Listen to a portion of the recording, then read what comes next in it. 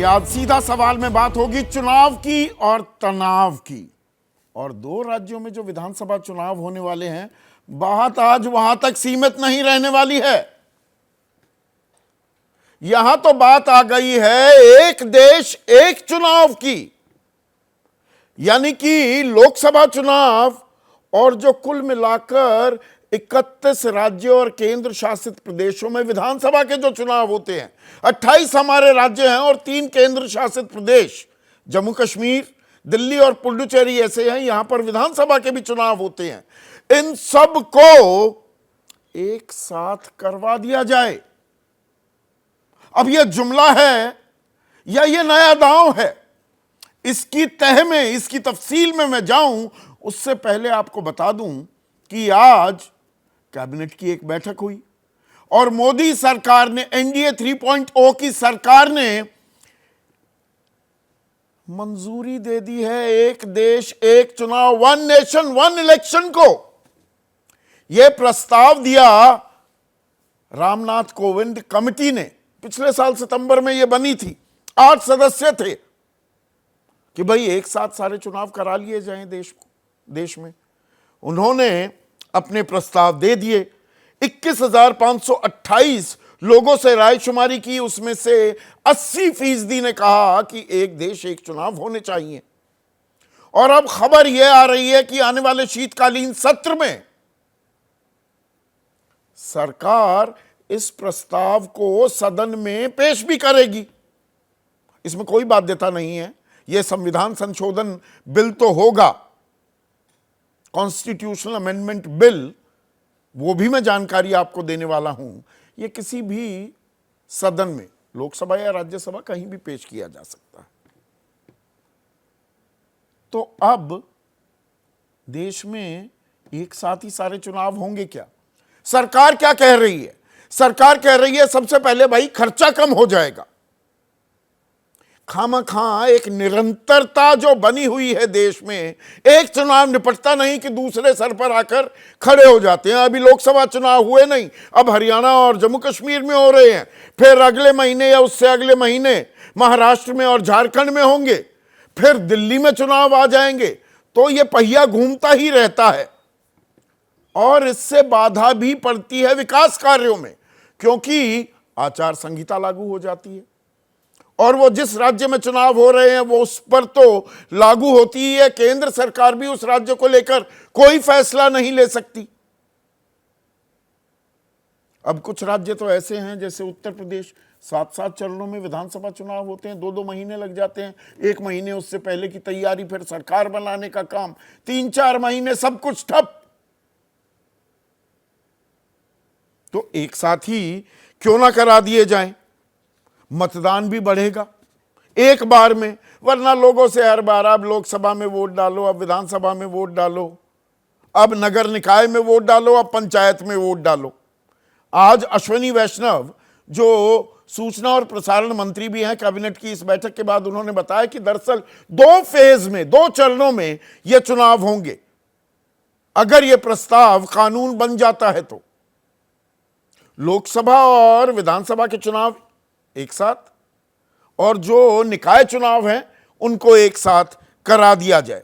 अब आचार संहिता भी एक बार लागू होगी। तो ये कहने में, सुनने में बड़ा अच्छा लगता है भाई, एक बार मन बनाया जनता जनार्दन ने, आपने जिसको चुना उसको बिठा दिया तो काम करने दो। पर अब इसका दूसरा पक्ष भी है, और तभी तो 40 साल पहले 1983 में पहली बार यह सिफारिश आई थी, यह मशवरा आया था कि देश में एक देश एक चुनाव, वन नेशन वन इलेक्शन होना चाहिए।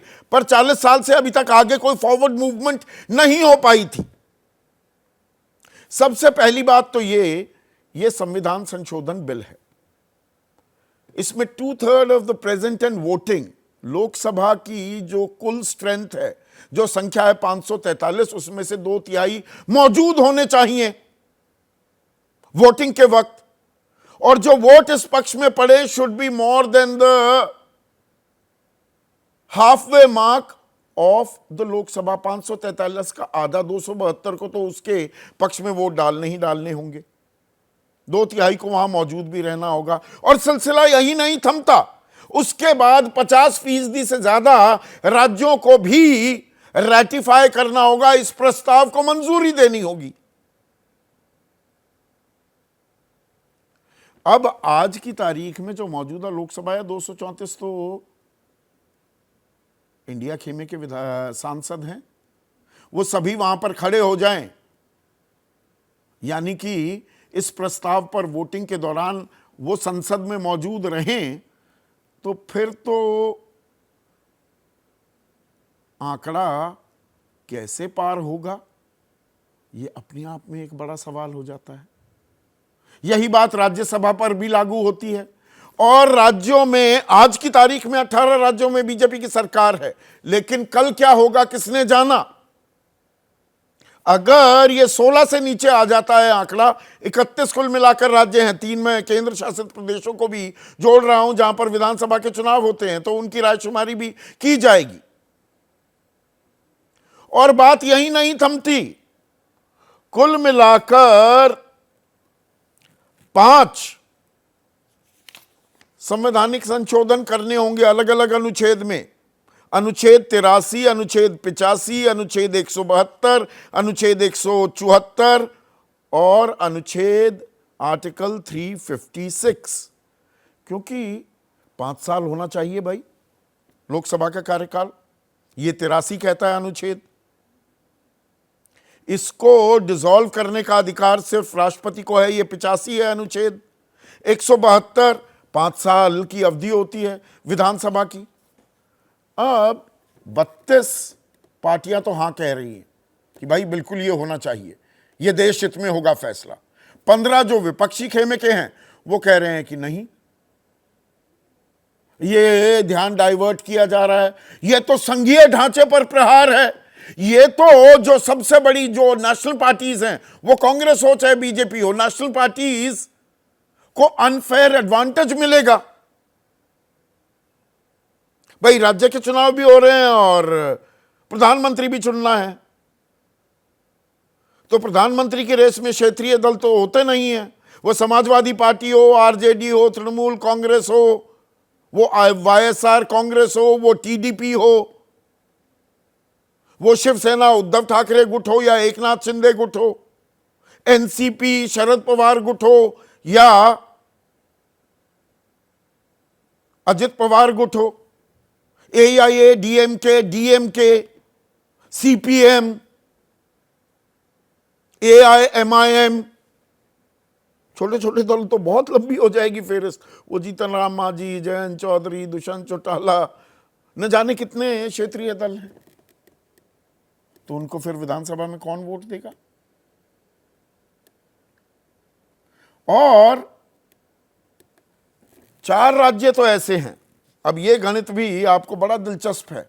4 राज्यों पर तो कोई प्रभाव नहीं पड़ेगा, क्योंकि दरअसल लोकसभा के चुनाव उन राज्यों के चुनाव साथ साथ होते हैं। ये हैं आंध्र प्रदेश, अरुणाचल, उड़ीसा और सिक्किम, जो अभी हुए भी यहां पर चुनाव। 22 राज्य लेकिन ऐसे होंगे जहां पहले चुनाव करवाने होंगे। अब इसमें भी ज्यादा दिक्कत नहीं आएगी, 22 राज्य हैं, आप 5 साल से पहले तो कर सकते हैं, 5 साल से ऊपर सरकार नहीं रह सकती, चुनाव होने ही होने होंगे। यह कानूनी संवैधानिक बाध्यता है। अब 22 में तो चलो ये भी निपट गया काम, तो 22 और 4 26 हो गए, पर 5 राज्य यहां पर देरी से कराने होंगे। छत्तीसगढ़, मध्य प्रदेश, राजस्थान, तेलंगाना, मिजोरम, ये 3 महीने पहले लोकसभा से चुनाव होते हैं, जैसे पिछले साल हुए थे दिसंबर में, तो इनकी अवधि तो बढ़ाई नहीं जा सकती। तो सब कुछ इनके साथ कराना होगा क्या, ये एक सवाल आ जाता है। दूसरा, और सरकार गिर गई तो भाई system of checks and balances तो है ना, नहीं तो बेलगाम हो जाएंगी सरकारें। एक बार 5 साल की अवधि आपको मिल गई, फिर तो जनता जनार्दन कुछ नहीं कर सकती, फिर तो मूक दर्शक बनकर बैठी रहेगी और चिढ़ाते रहेंगे राजनीतिक दल कि अब हमारी सरकार, अब तो हम जो करना चाहें करेंगे।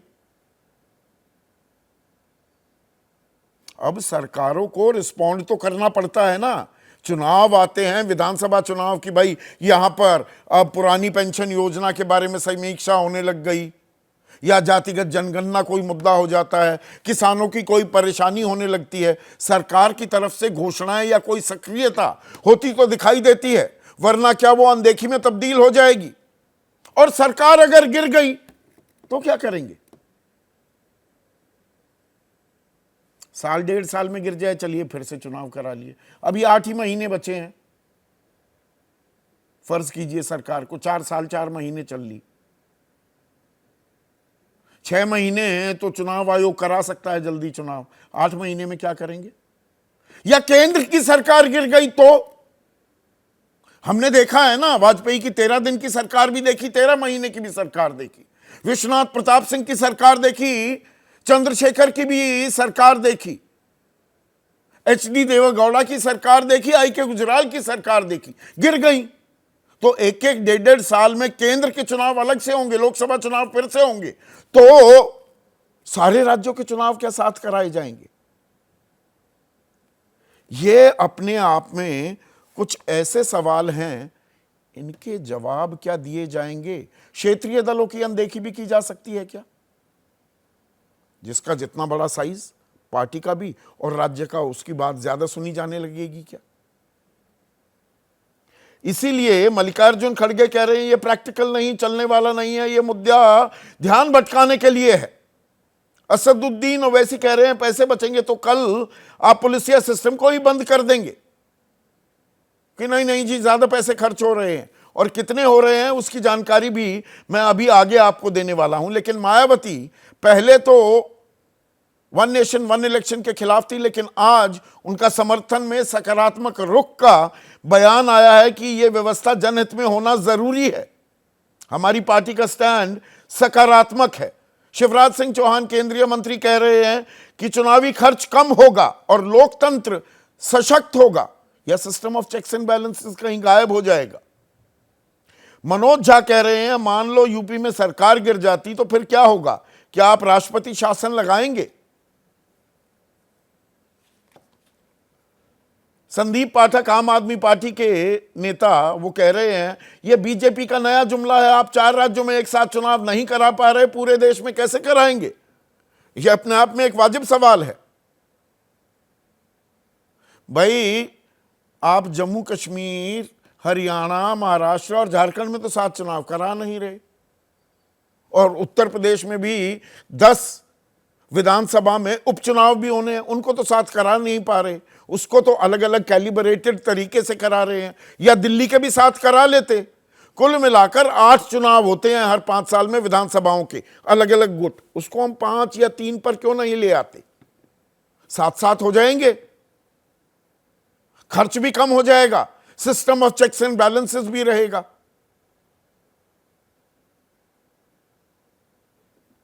या एक दूसरे को फंसाने की भी यहां पर कोशिश हो रही है। इसी पर आज मैं चर्चा करने वाला हूं, बहुत सारी डिटेलिंग है, वो मैंने अभी बाद के लिए छोड़ी हुई है। तो वन नेशन वन इलेक्शन, किस खेमे में टेंशन?